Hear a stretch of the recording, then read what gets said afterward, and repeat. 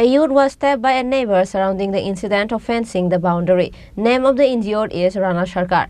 An FIR was lodged against a man named Chitaranjan Shil at Sabrum police station in view of the incident.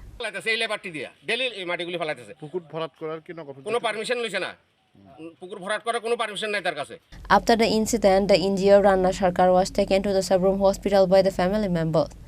Meanwhile, family members also alleged that Chitaranjan Shil has been filling the pond without any government permission and illegally.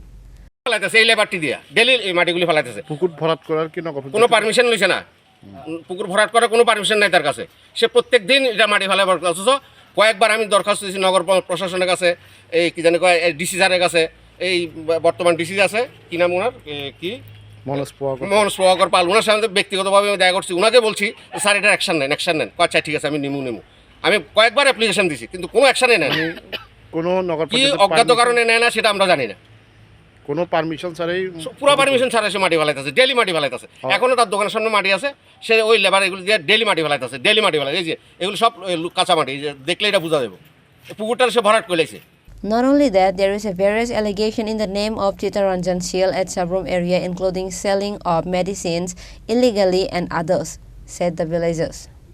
Bureau Report, Chini Khorang.